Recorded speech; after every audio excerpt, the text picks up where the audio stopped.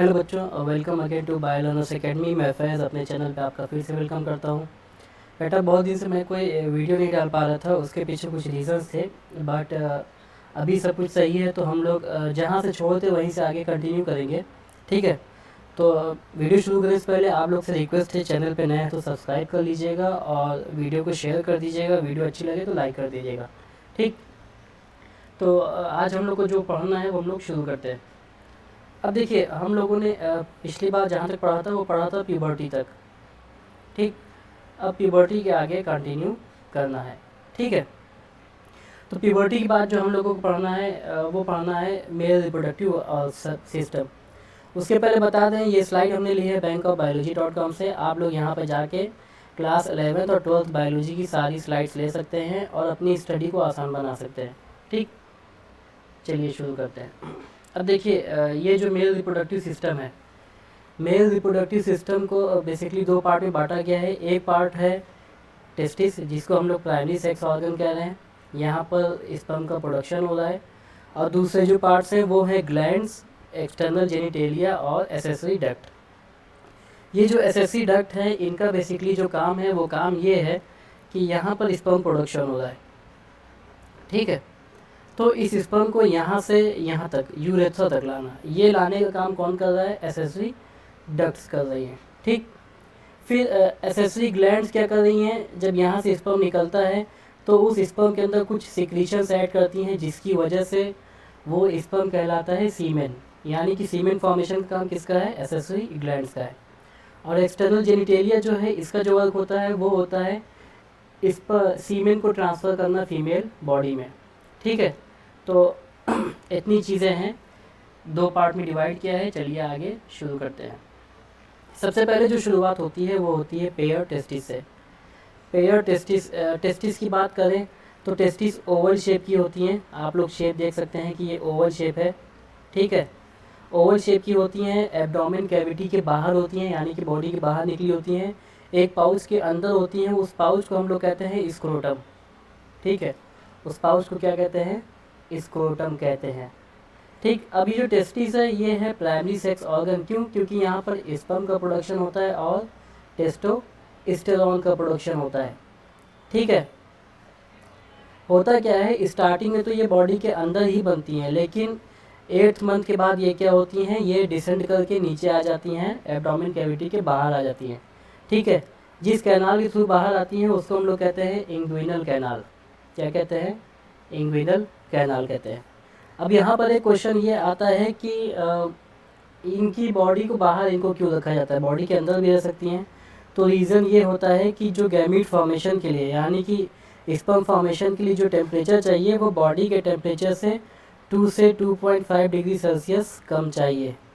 ठीक है, कम चाहिए, इसीलिए इसको बॉडी के बाहर रखा जाता है। अब क्योंकि यहाँ पर स्पर्म फॉर्मेशन हो रही है, तो जो स्पर्म फॉर्मेशन की प्रोसेस होती है उसको हम लोग कहते हैं स्पर्मेटोजेनेसिस।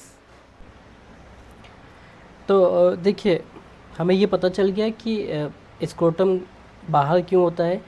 ये जो टेस्टिस होती है ये बाहर क्यों होती है? क्योंकि हमें स्पर्मेटोजेनेसिस के लिए जो टेम्परेचर चाहिए वो बॉडी टेम्परेचर से 2 से 2.5 डिग्री सेल्सियस कम चाहिए। ठीक है, यानी कि बॉडी का 37 होता है तो उसका 35 या 34.5 चाहिए। ठीक, अब चलिए आगे हम लोग बात करते हैं इंटरनल स्ट्रक्चर ऑफ टेस्टिस की। अब देखिए, टेस्टिस की बात करें तो टेस्टिस का जो शेप होता है वो ओवल शेप होता है। ठीक है, लेंथ की बात करें तो 4 से 5 सेंटीमीटर होती है। विड्थ यानी कि चौड़ाई की बात करें तो 2 से 3 सेंटीमीटर होती है। अब यहाँ पर इसके बाद जो इम्पोर्टेंट चीज़ है वो ये है कि each testis has about 250 testicular lobules. देखिए, ये जो आपको दिख रहा है एक सेक्शन, ये पूरा ब्लैक कलर से कर लेते हैं, ज़्यादा समझ में आएगा।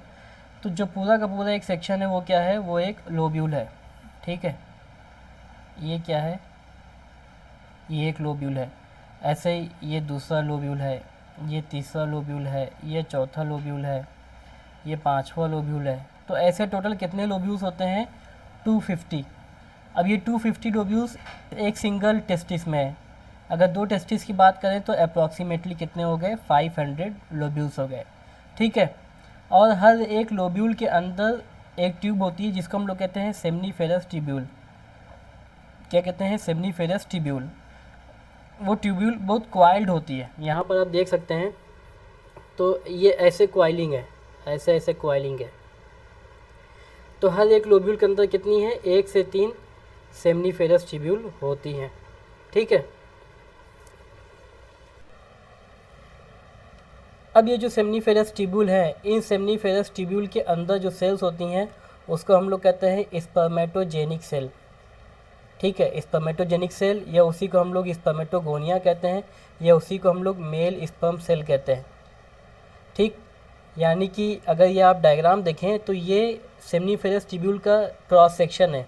सेमनीफेरस ट्यूब्यूल को काट के डायग्राम दिखाया गया है। ठीक है, तो ये वो मेम्ब्रेन की लेयर्स हैं, अंदर ये सेल है, एक सेल ये है, दूसरी सेल आपकी सर्टोली सेल ये है। ठीक है, तो ये जो बड़ी बड़ी सेल्स हैं, ये सेल्स क्या हैं? ये हमारी स्पर्मेटोगोनिया सेल है, या इसी को हम लोग मेल जर्म सेल कह रहे हैं।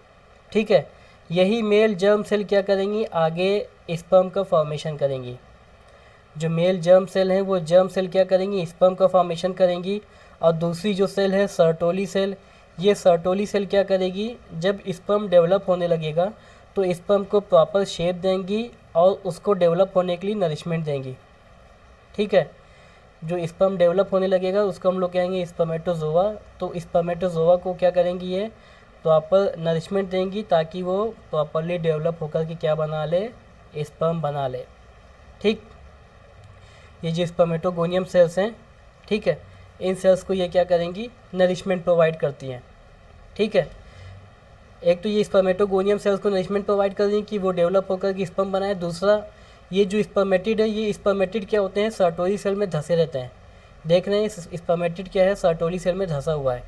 तो यही जगह पे वो नरिशमेंट पाता है, नरिशमेंट पा के ये स्पर्मेटिड कन्वर्ट हो जाता है स्पर्म में। ठीक है, अब देखिए सेमनीफेरस ट्यूब्यूल के अंदर की तो हमने बात कर ली कि ट्यूब्यूल के अंदर क्या होता है। अब सेमनीफेरस ट्यूब्यूल के बाहर क्या होता है, यानी कि ये एक लोब्यूल है, एक लोब्यूल के अंदर एक ट्यूब ये है, दूसरी ट्यूब ये है। तो ये जो बीच का स्पेस है, इस स्पेस को हम लोग कह रहे हैं इंटरस्टिशियल स्पेस। क्या कह रहे हैं? इंटरस्टिशियल स्पेस कह रहे हैं। ठीक है, तो यहाँ पर क्या किया गया है? टेस्टिस के लोब्यूल का क्रॉस सेक्शन काट के इंटरस्टिशियल स्पेस दिखाया गया है। ठीक है, अब इंटरस्टिशियल स्पेस की बात करें तो क्या क्या होता है इंटरस्टिशियल स्पेस में? इंटरस्टिशियल स्पेस में बेसिकली आपका होता है ब्लड वेसल्स होती हैं जो ब्लड की सप्लाई करेंगे, न्यूट्रिएंट की सप्लाई करेंगे। इंटरस्टिशियल सेल्स होती हैं, उसमें उन इंटरस्टिशियल सेल्स को हम लोग लीडिंग सेल्स भी कहते हैं। और तीसरी क्या है? इम्यूनोलॉजिकली कॉम्पिटेंट सेल्स होती हैं। ठीक है, अब ये जो लीडिंग सेल्स होती हैं, ये लीडिंग सेल्स क्या करती हैं? मेल सेक्स हार्मोन, यानी कि जो एंड्रोजन, या उसी को हम लोग क्या कहते हैं? Testosterone. Male sex hormone testosterone को कौन सिक्रीट करता है? वो सिक्रीट करती हैं लीडिंग सेल्स। ठीक है, आप लोग यहाँ डायग्राम में देख सकते हैं, ये जो पूरा स्ट्रक्चर है, ये पूरा स्ट्रक्चर किसका है? सेमनीफेरस ट्यूब्यूल का है। और ये जो बाहर पिंक कलर का है, ये किसका है? ये पिंक कलर का स्ट्रक्चर है इंटरस्टिशियल स्पेस का। अब उस इंटरस्टिशियल स्पेस में ये इंटरस्टिशियल सेल्स हैं, इन्हीं को हम लोग लीडिंग सेल्स कह रहे हैं। ठीक है, ब्लड वेसल्स की सप्लाई है। ठीक, इतनी चीज़ें इंटरस्टिशियल स्पेस में पाई जाती हैं। तो यहाँ आपको ये पता चल गया कि मेल सेक्स हार्मोन कौन रिलीज़ कर रहा है? रिलीज तो होगा टेस्टिस से, लेकिन टेस्टिस के अंदर किस सेल में इसका फॉर्मेशन हो रहा है? तो वो इंटरस्टिशियल सेल में फॉर्मेशन हो रहा है।